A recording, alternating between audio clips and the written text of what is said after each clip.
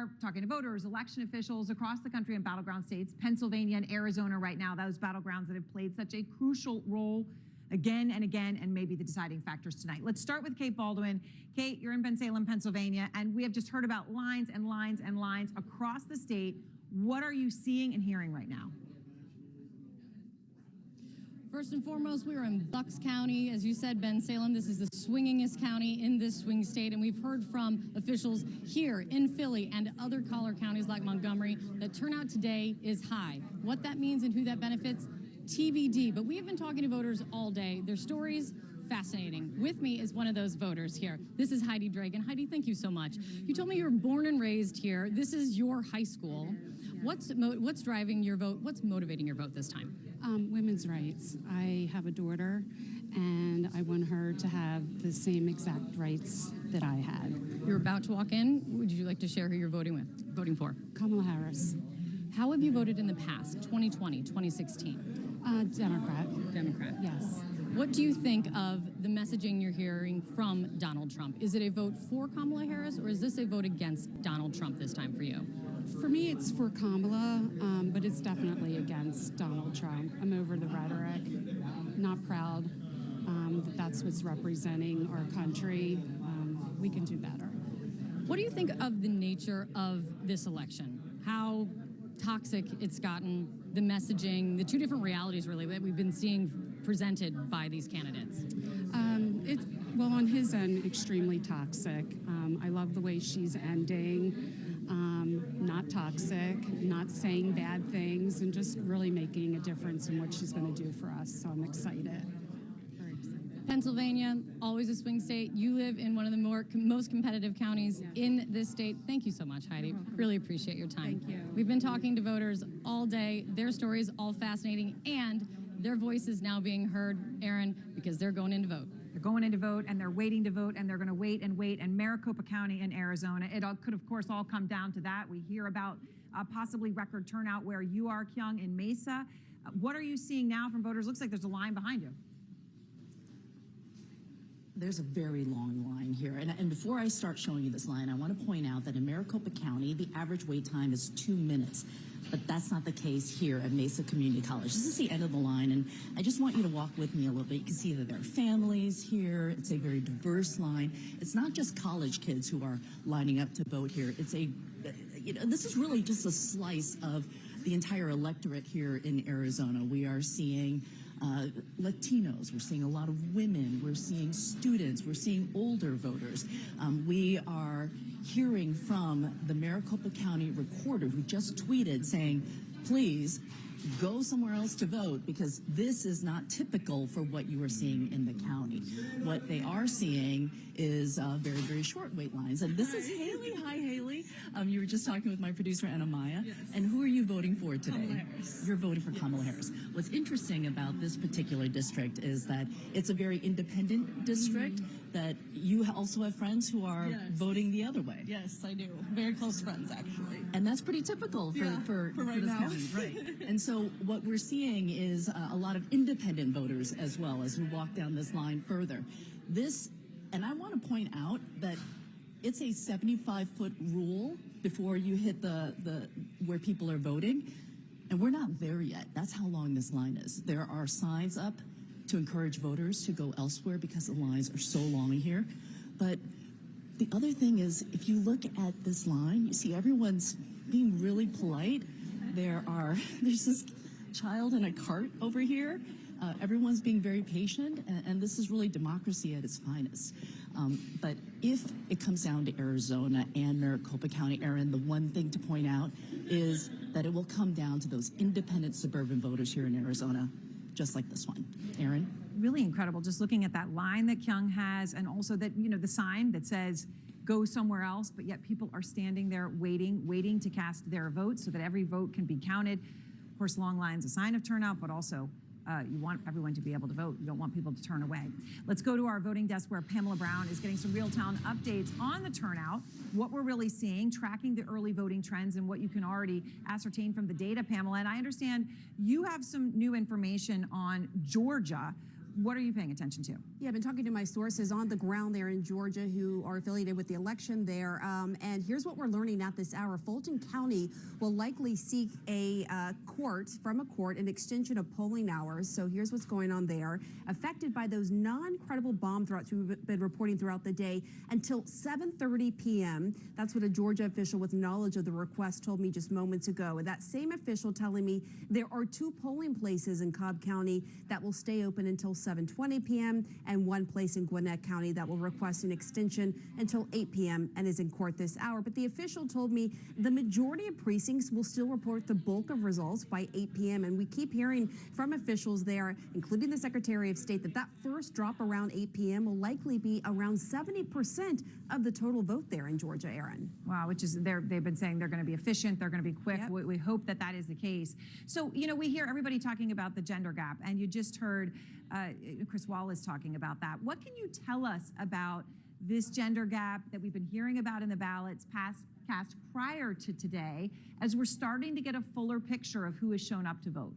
It's a really good question. Let's just zoom out a little bit here and look at the overall early vote. Nearly 84 million Americans had already cast ballots before things got started today. So that's less than the overall number in 2020 when we were still in the middle of a pandemic. But this number accounts for roughly 53% of everyone who voted in the 2020 election. And there's a clear gender gap in pre-election voter, though I should note it is narrower than it was at this point 4 years ago. Look at this here on your screen. 1.4 million more women than men have cast pre-election ballots this year. That's actually a slight drop from the 1.8 million more women than men casting votes early in 2020. And that's partially because fewer people overall have voted early than 4 years ago. But even with that drop, Aaron, female voters are voting at a higher rate than men in all 7 of the battleground states we're watching. Look at this right here.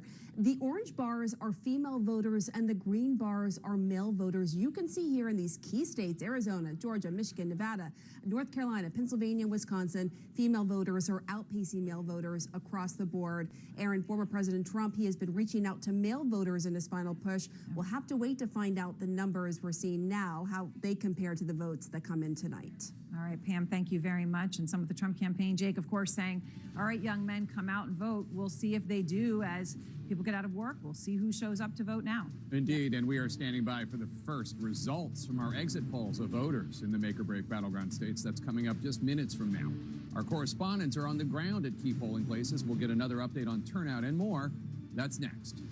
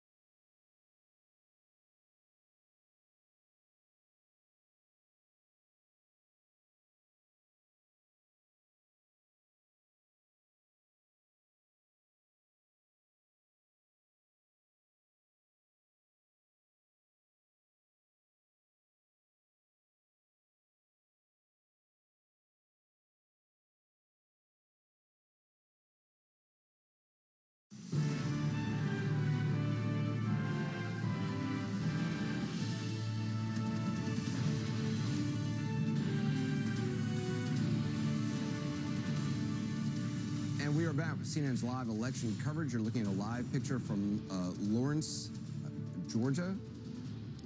Georgia, where polls are open. We are also standing by for our first exit poll results as we're now in the final hours of voting here on the East Coast. Right now, let's get the check on the voting in North Carolina and Pennsylvania to Brianna Keeler first in Charlotte, North Carolina. How busy is your polling place? What's it been like the last couple hours? It's been picking up. No lines here yet, but officials inside Anderson tell us that they're seeing higher traffic than usual. And I'm here with Julia Strader, someone who just voted. And while things are moving pretty quickly inside, it actually took you a while. Tell me about that. Yes, it took me about 2 hours. I had to change my address that I was registered to vote at, so I had to sit for the help desk for 2 hours. Okay, most people just came in and out, but not for you. Not for me. So you're a 24-year-old voter, and you are registered with who? I am unaffiliated. Okay, so you are one of those unaffiliated voters that both of these parties are looking for. But tell me, you have a little disagreement, not just in your family about politics, but also with your boyfriend? Yes, that's true.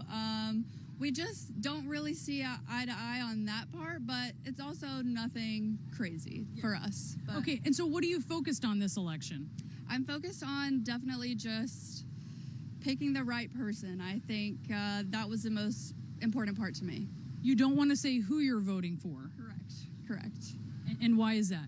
I just, the internet, I just don't want to be ripped apart, honestly. So that's the key for me. But this is a pretty divisive election. What do you think about that? I think it's really polarizing, and it's kind of just a little sad to see such separation in our country. So I'm really hoping that in the next few elections or the next few years, we can kind of come back together at some point, hopefully. Well, Julia, really amazing that you took your 2 hours to vote. Thank you so much for talking with us. Thank you. Have a great day. And Anderson, this is a county that a lot of people are going to be looking at, Mecklenburg County.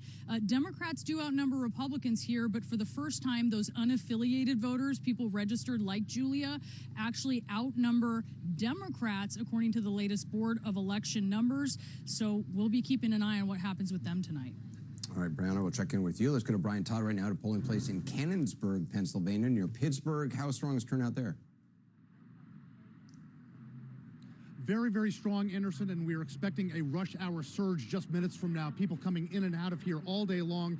Cars pulling in and out of this lot at a steady pace today. Lines, intermittently, but some of them have really stretched down the block here at various points in the day, and we do expect much more to come because you've got a little over 3 hours left. A lot of flexibility built into the scheduling here. People have until 8 p.m. to vote here. I'm here with Nick Sherman. He is the commissioner of Washington County. Nick, you have told me earlier about an extraordinary turnout. That's right. Tell me what you expect by the end of the day. Well, right now in Washington County, we're looking at somewhere north of 80% potentially. Wow.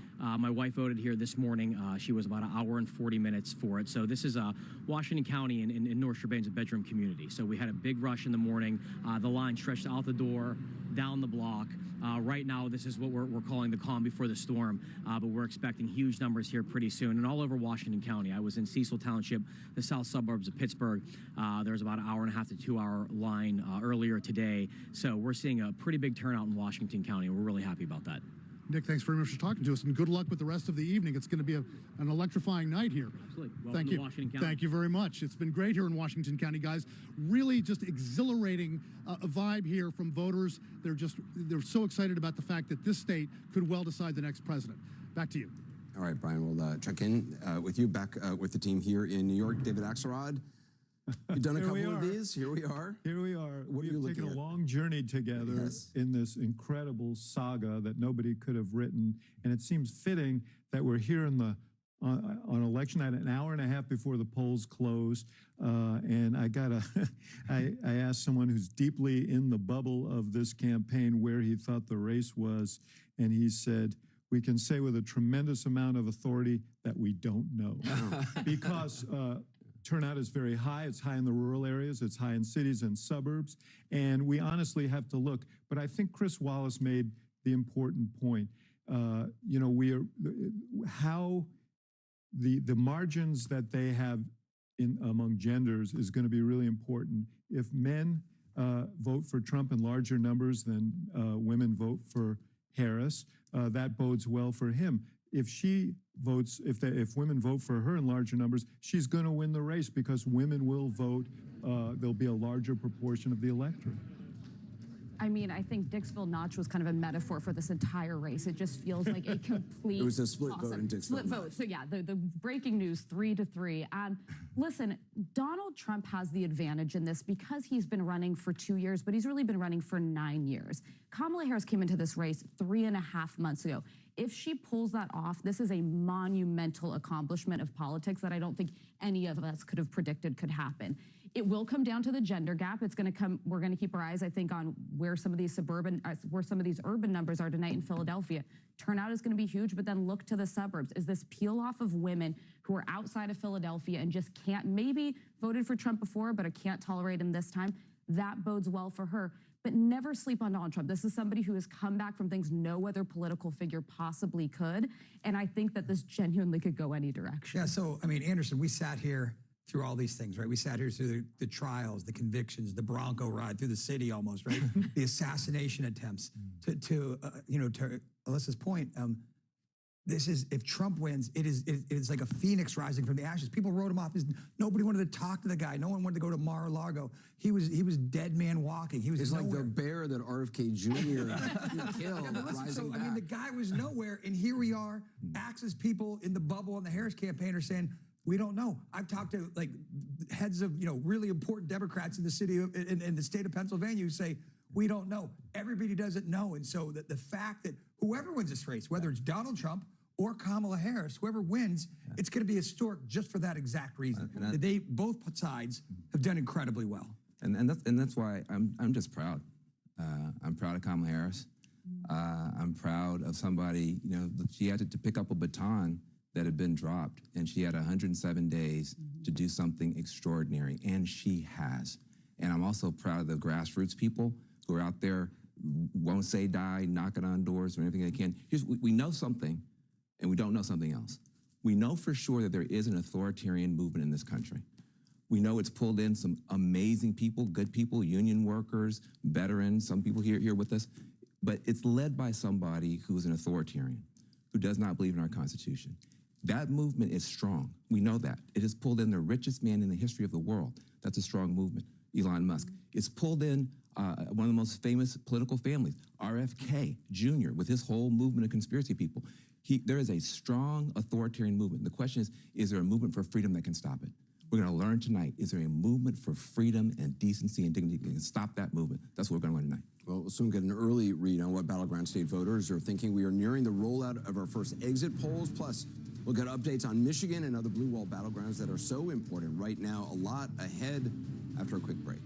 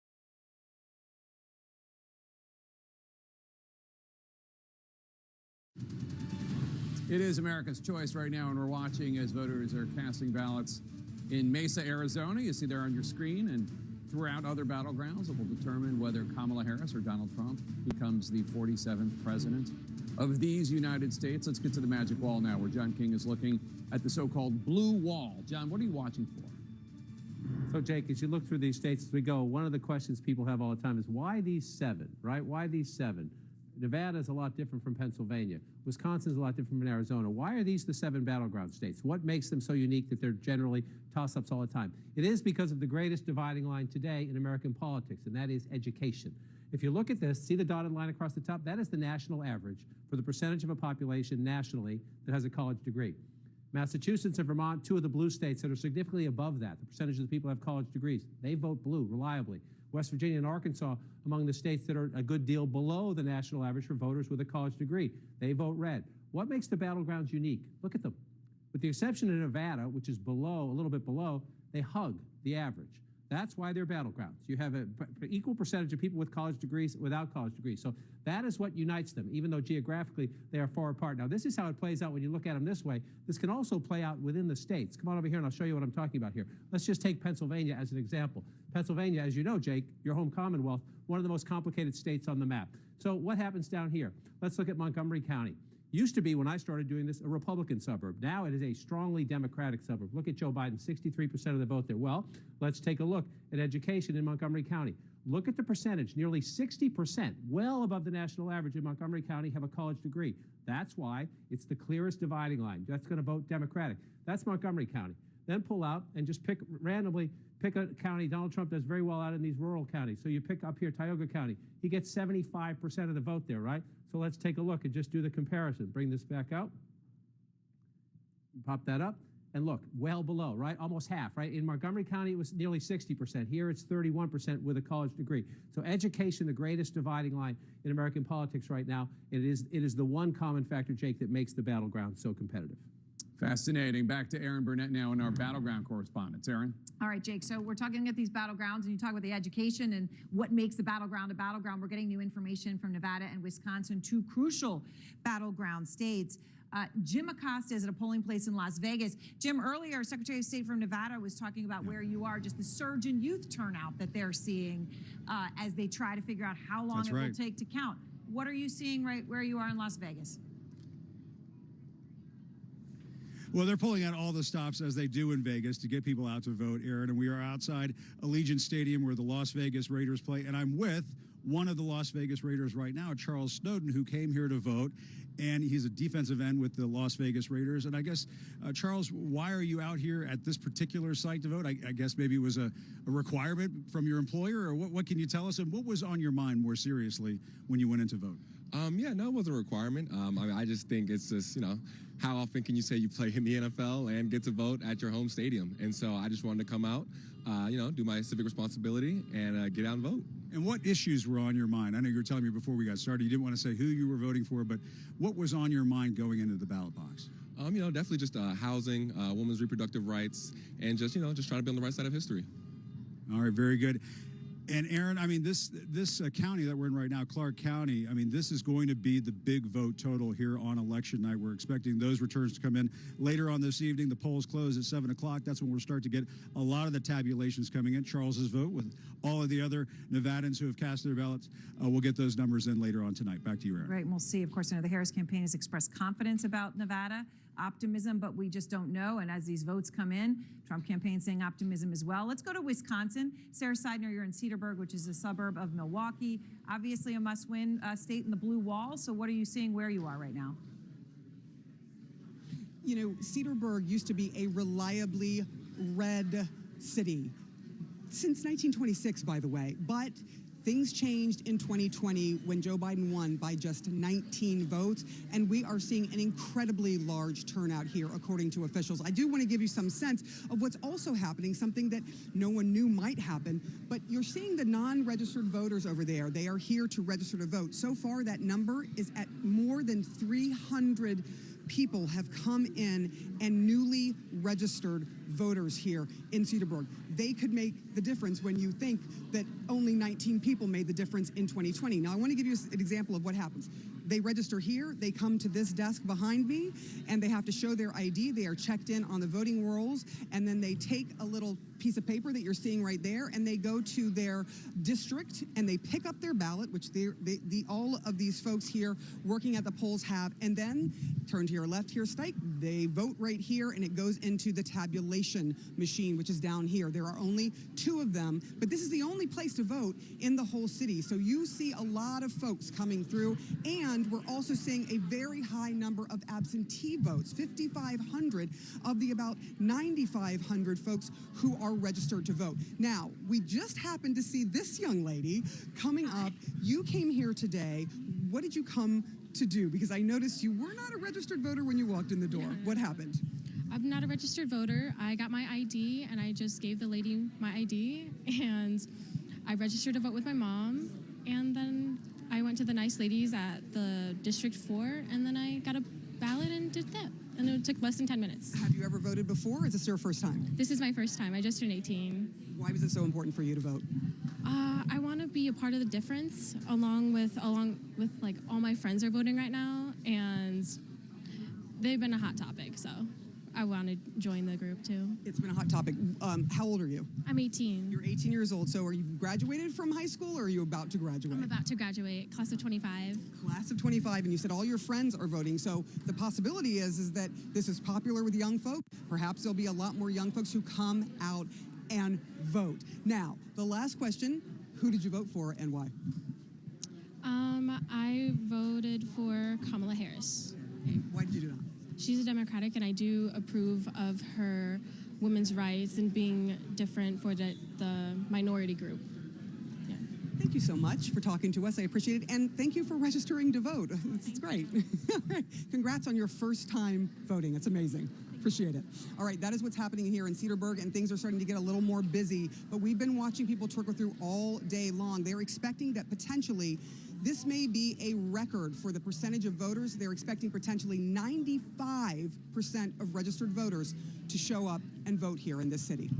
That is amazing. 95%. I mean, Jake, just to think about it, and I know it's too early to tell yet, but we've heard from secretaries of state in Michigan, in Georgia, that we could have record numbers there. I mean, it is incredible and something to celebrate. I hope everybody can, no matter what the outcome is. Yeah, we heard from that gentleman in Washington County, Pennsylvania, about the more than 80% turnout there. We're on the brink of a big reveal on this election night in America. The very first exit poll information from the 2024 presidential race is straight ahead. Stay with us.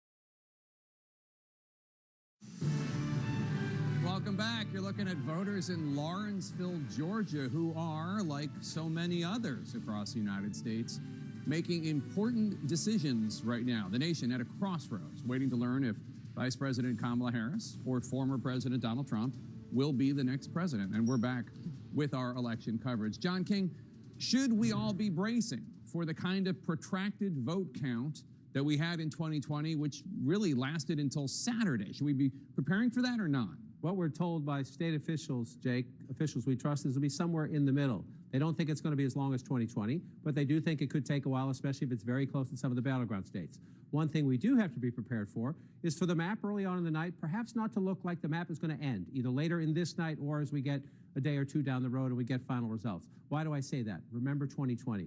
Some states count votes one way, other states count votes another way, meaning some states count election day ballots first. They tend to favor Republicans. Some states count mail-in ballots first, early ballots first. They tend to favor Democrats. We do not expect the difference to be as lopsided as it was in 2020 when the mail-in ballots, the early ballots, disproportionately favored the Democrats. But remember 2020. This is how the map ended up. And how it ends up is what matters most, how it ends, not how it begins. It ended this way with Joe Biden's big victory. But let's just go back in time to remind you. This is 9 o'clock at night on Tuesday night in 2020.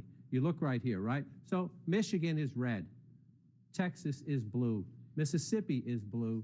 Missouri is blue, right? Pennsylvania in this scenario is still blue. Ohio is blue, right? That's an unusual map. That's because some states were counting mail ballots first, disproportionately Democrat. Some days were counting election day ballots first, disproportionately Republican. Now, let's just go through what happened as we went through the night. This is midnight.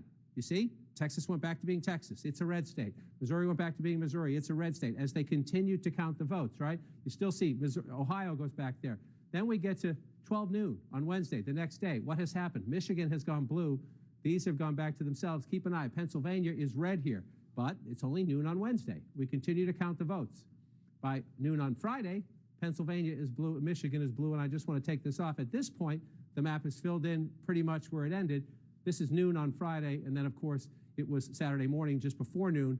Results came in Philadelphia. We're able to project Joe Biden as the winner. So is it going to be as confusing as that?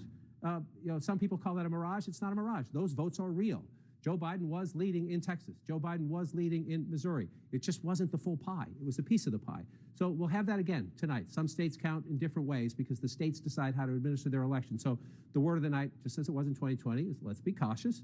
What you see at the beginning might not be what you get at the end. Right, and also important to remind people, as if they need reminding, that 4 years ago we were in the middle of a deadly pandemic, and that was one of the reasons why so many people were voting early. More people voted early 4 years ago than this time. Right, and so we know that that number has down some, and we know that the Republican number is up. What we don't know is are those new Republicans. Most of the data suggests they're not new Republicans. They're just Republicans who took advantage of, I can vote early and I don't have to wait in line. That's how some of that happened. But that's one of the things we want to watch as this plays out. This is the 2020 map again. As we come into the 2024 election map, that's what you want to see. And we will get some early clues. We do know in Michigan, they say they'll count faster. In Pennsylvania, they say they'll count faster. In Wisconsin, they say they'll count faster. So while I want to prepare everybody that this could take a few days before we know the ultimate winner, I do believe if those states are keeping their word and they get that done that quickly, we actually may get some clues tonight. And we also may get some clues out of states that are not battlegrounds. Virginia, one of the earliest states to report. 2 competitive congressional races there, key suburban votes there. So we will get some clues as we early in the night, and then everyone be patient as we continue to count from there. And as we wait for the first votes, our coverage continues right now.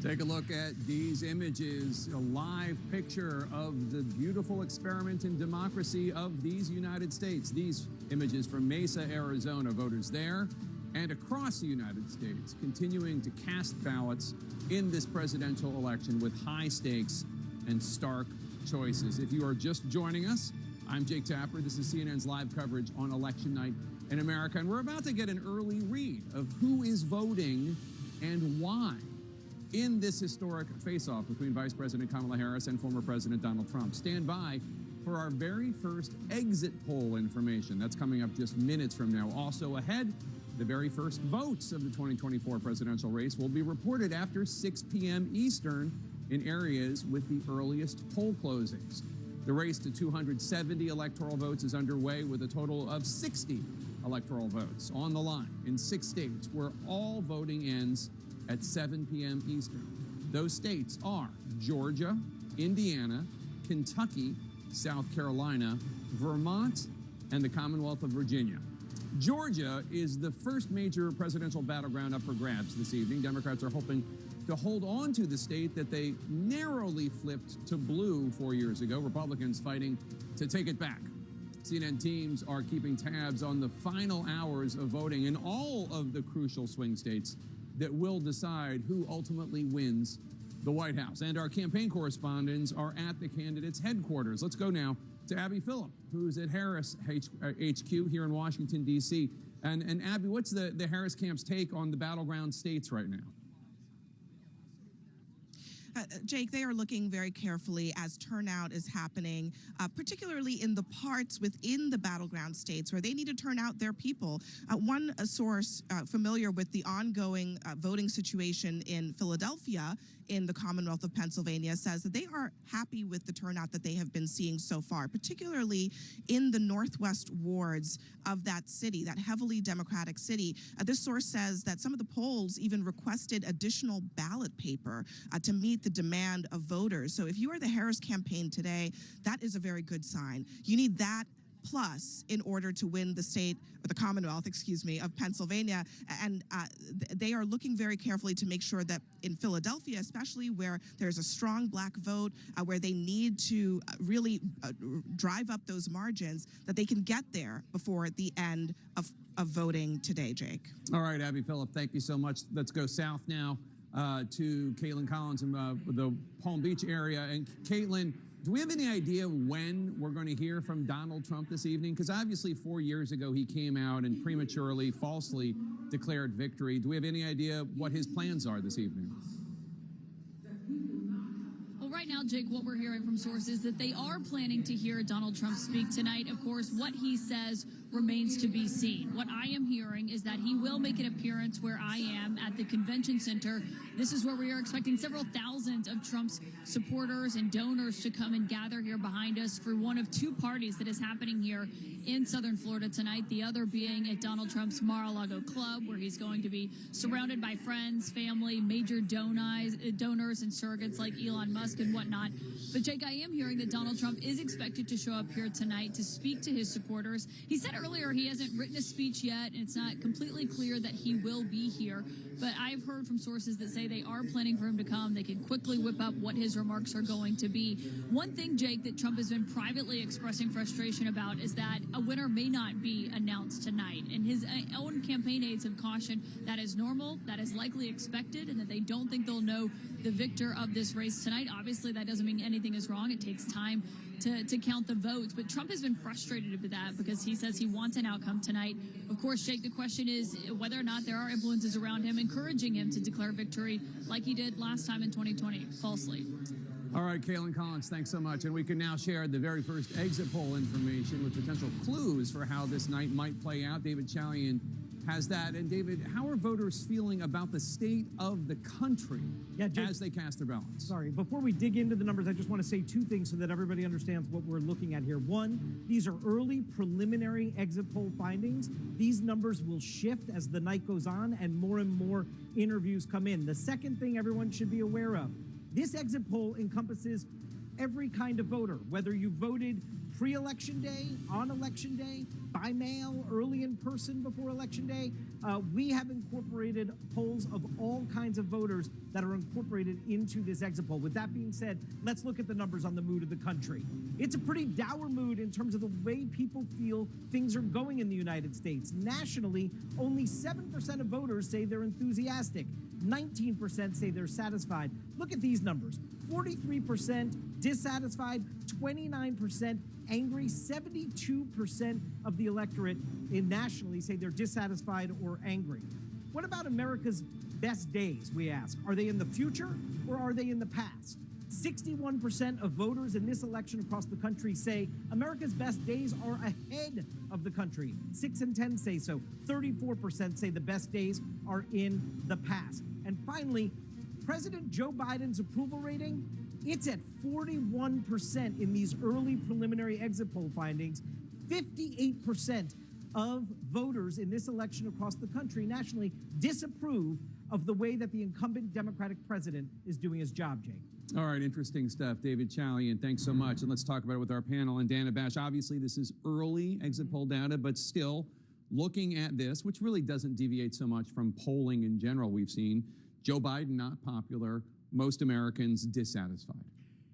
One of the questions that I have been asking and looking at since I started covering campaigns is this: are you satisfied? Are you not satisfied? Right track, wrong track. It is extremely high, the dissatisfied or angry. As David said, if you add those two up, 72%.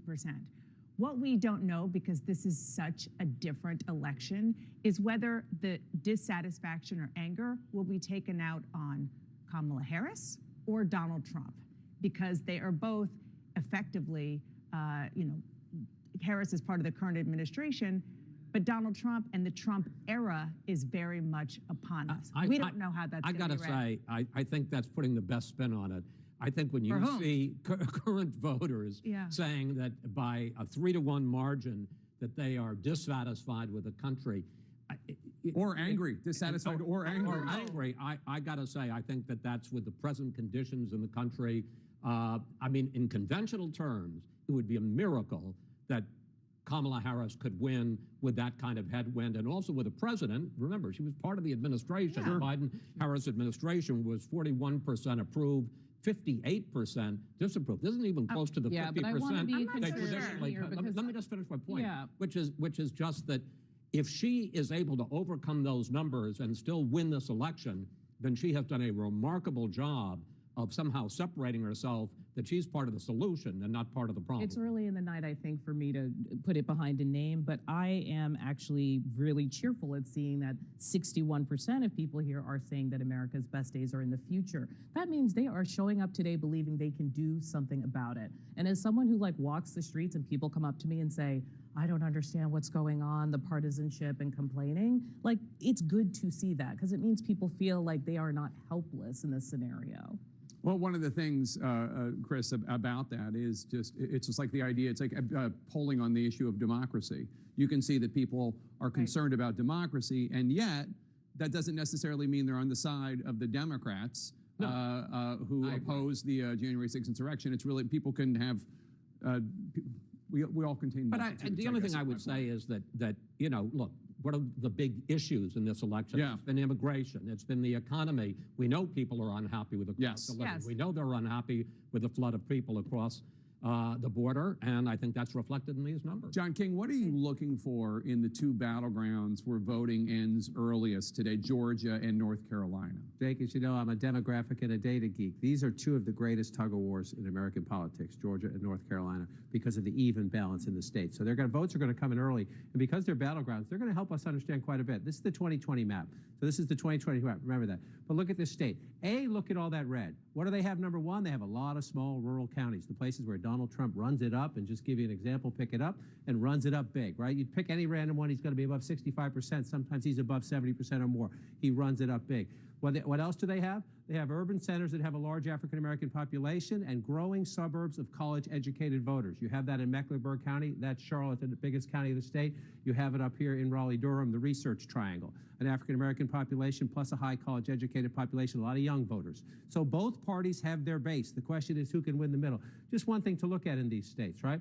So let's look at the African-American population and bring it out. The darker the shading, the higher the African-American population. This is North Carolina. And then I'll bring you out and come down and we'll look at the state of Georgia. The Democrats have a built-in base here if Kamala Harris can get high turnout and keep the loyalty of African-American voters. African-American turnout critical in these two states. Here's a different way to look at it. You can look at it this way and bring this out here. Let me do this here for you. Race and ethnicity. This is the state of Georgia, right? 51% white. 31% of the state population is black, African-American voters, the foundation of the Democratic Party. That's in North Carolina. You pop out to the United States just to get the look. It's 12% nationally, right? And that's what it is in Georgia. And then you come over here to North Carolina and look again, 21% there. So two states that have a significant African-American population. If Kamala Harris can not only win that with a high percentage, but then come up with a really high number. It's not just the percentage, she needs the math. in the urban areas as well. So what else do you have in these states? Let's come back out and let's turn this. In both states, again, Donald Trump has a rural base. Democrats have an urban base. This will be decided, that's Virginia, excuse me. This will be decided in the suburbs. And again, Joe Biden, this was the closest. This was Donald Trump's closest win, if you will. 74,000 votes here of his battleground wins. This was the closest one in North Carolina. And of course, we all remember all the controversy about Georgia after the last one. Georgia and Arizona were two of the big surprises. How did it happen? It happened here, the Atlanta suburbs, the changing, especially the farther out suburbs. High African-American turnout in the cities, and then you move out into the suburbs. And again, you just look at this here. Let me take this off and look at just what happened, right? So I like to go to the farther out suburbs. The close-in suburbs, the last few elections, have become solidly Democratic. So you move more out. Cobb. When I started doing this, this was ruby red, right? Joe Biden got 56% of the vote. But look at Donald Trump's number, 42% in Cobb County. Let's go back to 2016. 47% in Cobb County. That's the difference. The margins within the battlegrounds, and the suburbs are those battlegrounds. So come over here to Gwinnett County. Again, when I started doing this, this was a ruby red county. Right? Let's focus on Trump, not Clinton. He gets 45% in 2016. You come to 20, he drops down to 40%. That's the difference in battleground Georgia, because he will run it up in all these rural red areas. The question is, can the Democrats get the urban vote out in here and here? And then what happens in the suburbs? And increasingly, you start in the close-in suburbs. As we have moved out in the last couple of elections, Jake, Democrats have had more success even as you drive more and more. When you start to see the farmland, the Democrats have had more success. That's what they did in 2020. Can they do it again tonight? Is her test in North Carolina and Georgia, Jake. We shall see. We are nearing an early milestone on this election night. We expect the first votes, the first actual votes of the presidential race to be reported in the coming hours. Americans are casting ballots across the country. We also have new exit poll results coming in. We're going to share those with you. We're going to share more insights into who's voting and why on the other side of this break. Stay with us.